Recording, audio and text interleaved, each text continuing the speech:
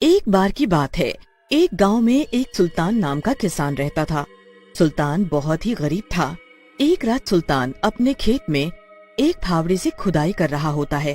तभी उसे कुछ टकराने की आवाज आती है। अरे, ये क्या आवाज है? लगता है जमीन के नीचे कुछ दबा हुआ है। ऐसा कहकर सुल्तान आराम आराम से आवाज वाली जगह पर खुदाई करने लगता है। थोड़ी खुदाई करने के बाद उसे एक पुराना लोटा मिलता है जो कि एक कपड़े से ढका होता है। अरे, ये तो लोटा है। लो, खोदा खेत और निकला लोटा। मैं तो समझा शायद कोई खजाना मिलेगा। चलो, मेरी मनहूस किस्मत। फिर सुल्तान वो लोटा लेकर अपने घर चला जाता है। सुल्तान के हाथों में लोटा देखकर कम्मो सुल्तान से पूछती है, अरे आप ये इतना पुराना लोटा कहाँ से लेकर आ गए हैं जी? और ऊपर से ये बंधा क्यों है? अरे कुछ नहीं, खेत में खुदाई के दौरान मिला है ये मुझे। इतनी मेहनत के बाद मुझे लगता है हमारी तो किस्मत ही खराब है। आप भी ना कभी कभी बिल्कुल बच्चों की तरह बातें करते हैं। अरे हम कोई भूखे थोड़ी मर रहे हैं। लेकिन कम्मो की बात सुनकर सुल्तान पर कोई असर नहीं होता और वो सोचने लगता है, सुनो, मैंने एक बात तो सोची ही नहीं। जहाँ से ये लोटा मुझे मिला है, क्यों ना और खुदाई करूं? हो सकता है कोई सोना या हीरे जवाहरात मिल जाए। ऐसा सोचकर सुल्तान खेत में खुदाई करने लगता है। उसका दोस्त दीना उसे देखता है और बोलता है, अरे सुल्तान, खेत इतना गहरा क्यों खोद रहे हो? कहीं पेट्रोल तो नहीं ढूंढ रहे? दीना की बात सुनकर सुल्तान को गुस्सा आ जाता है। दीना भैया, पेट्रोल का तो पता नहीं, लेकिन जैसे तुम मुझसे मजाक कर रहे हो ना, मेरा मन कर रहा है तुम्हारा तेल जरूर निकाल दूं। सुल्तान को गुस्से में देख दीना वहाँ से खिसक जाता है और फिर सुल्तान अपने काम पर लग जाता है। तभी उसका फावड़ा किसी लोहे की चीज से टकराता है। लगता है मेरी किस्मत खुल गई है। ये तो किसी बर्तन की आवाज है। जरूर सोना या हीरे मोती होंगे। मैं अब दुनिया का सबसे बड़ा अमीर बन जाऊंगा। ऐसा कहकर सुल्तान जल्दी जल्दी से खोदने लगता है और वहाँ से एक बड़ा सा सोने का संदूक निकलता है। ये तो सोने का संदूक है। सुना है पहले के राजा महाराजा अपना सारा सोना और जवाहरात संदूकों में रखते थे। इसमें भी वही होगा। इसे खोल कर देखता हूँ।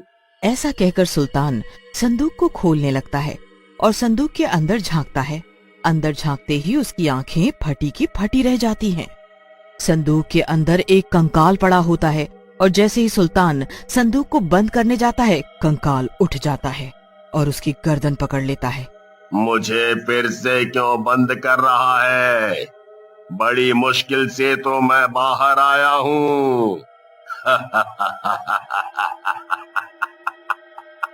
मुझसे तुझे कोई नहीं बचा सकता, समझा? हाँ, अगर तुझे अपनी जान बचानी है तो मेरी सारी बातें माननी होंगी। कोई चारा ना देखकर सुल्तान कंकाल की सारी बातें मानने के लिए राजी हो जाता है।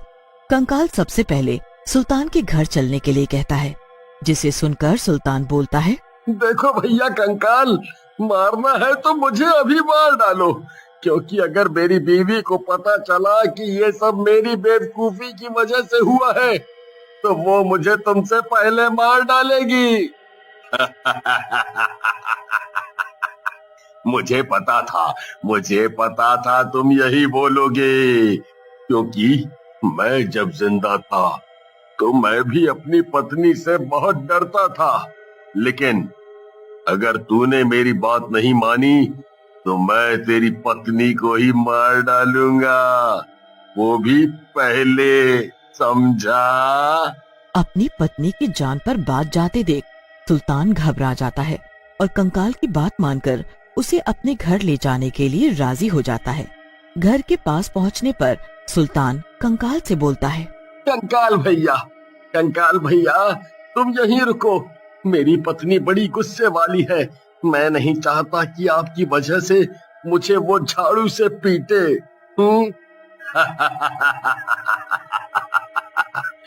तो तुम्हारी पत्नी भी तुम्हें झाड़ू से पीटती है। मैं जब जिंदा था तब मेरी बीवी भी मुझे झाड़ू से मारती थी। मैं तो समझता था इस दुनिया में मैं ही पत्नी पीड़ित हूँ, लेकिन मुझे नहीं पता था कि आप भी हम जैसे हैं। अब ज्यादा फ्रैंक होने की जरूरत नहीं है, नहीं तो मैं तुझे यहीं मार डालूंगा। चुपचाप अंदर चल और अपनी पत्नी को बुला। कंकाल की बात सुनकर सुल्तान दरवाजे पर दस्तक देता है।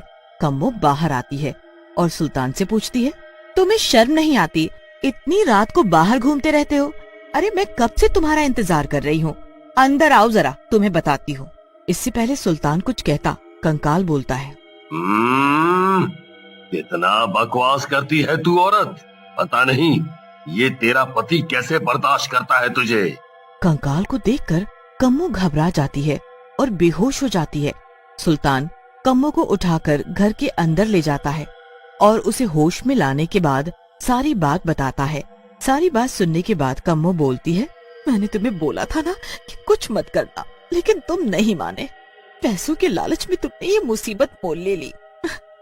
कम्मो और सुल्तान बातें कर रहे होते हैं, तभी वहाँ कंकाल आता है और बोलता है, चुप करो तुम दोनों, कितना बोलते हो। मुझे भूख लगी है, मेरे लिए इंसानी खून लाओ, नहीं तो मैं तुम्हारा खून पी जाऊंगा, समझे। खून? खून? मैं कहाँ से खून लाऊंगा और तुम पियोगे कैसे? तुम्हारा तो पेट ही नहीं है, ये खून कहाँ जाएगा? सुल्तान की बात सुनकर कंकाल को गुस्सा आ जाता है और वो कम्मो को पकड़कर बोलता है, बहुत बोलता है रे तू लड़के, चुपचाप जा और खून का इंतजाम कर, नहीं तो मैं तेरी पत्नी को मार डालूंगा। नहीं नहीं, मेरी पत्नी को कुछ मत करना, मैं कुछ करता हूँ। ऐसा कहकर सुल्तान घर से बाहर निकल जाता है और कुछ सोचकर वो एक जानवर को मारकर उसका खून ले जाकर कंकाल को दे देता है। कंकाल भी सारा खून पी जाता है। वाह, मजा आ गया। मैंने काफी दिनों बाद खून पिया है, अब से तू रोज मेरे लिए खून लाएगा। ऐसा कहकर कंकाल वहाँ से चला जाता है और सुल्तान भी डरकर रोज किसी न किसी जानवर का खून लाकर कंकाल को पिला देता है। रोज रोज जानवरों के मरने से गांव वाले भी परेशान हो जाते हैं। एक दिन सुल्तान को जानवर मारते हुए दीना देख लेता है। ये सब क्या हो रहा है सुल्तान? तुम इस बकरी को क्यों मार रहे हो? जल्दी बताओ, नहीं तो मैं अभी गांव वालों को बुला लेता हूँ। दीना की बात सुनकर सुल्तान घबरा जाता है और उसे सारी बात बता देता है। दीना, दीना मेरे भाई, इस बारे में गांव वालों को मत बताना, नहीं तो वो मुझे मार डालेंगे और वो कंकाल मेरी पत्नी को मार डालेगा। तुम चिंता मत करो सुल्तान, हम इस समस्या का कुछ करते हैं। हाँ। ऐसा कहकर दीना सुल्तान को लेकर एक बाबा के पास जाता है और उन्हें सारी बात बताता है, जिसे सुनकर बाबा बोलते हैं, बेटा, इस कंकाल की जान एक लोटे में कैद है। उस लोटे के मुंह पर कपड़ा बंधा है, उस कपड़े को खोल दो, ये कंकाल भी मर जाएगा। बाबा की बात सुनकर सुल्तान बोलता है, हाँ बाबा, एक लोटा मिला था मुझे, उस पर कपड़ा भी बंधा था, मुझे लगता है ये वही लोटा है। फिर सुल्तान और दीना दोनों सुल्तान के घर के अंदर चले जाते हैं। दीना को देखकर कंकाल बोलता है, शाबाश सुल्तान, शाबाश, तू मेरे खाने के लिए एक पूरा इंसान ही लेकर आ गया। मजा आ गया। कितना मोटा ताजा है ये, इसे तो खाने में भी मजा आएगा। अबे कंकाल, तेरे मुंह में दांत नहीं, पेट में आंत नहीं, चला है मुझे खाने। एक मारूंगा ना तो यहीं बिखर जाएगा। हाँ, दीना की बात सुनकर कंकाल गुस्से में आ जाता है और दीना को पकड़कर बोलता है, तू बहुत बोलता है, तुझे आज नहीं छोड़ूंगा। लेकिन तब तक सुल्तान उस लोटे के ऊपर बंधा कपड़ा खोल देता है। जैसे ही सुल्तान कपड़ा खोलता है, कमरे में अंधेरा छा जाता है और जब अंधेरा हटता है तो वहाँ से कंकाल जा चुका होता है। चलो भाई, जान बच गई, ये कंकाल यहाँ से चला गया।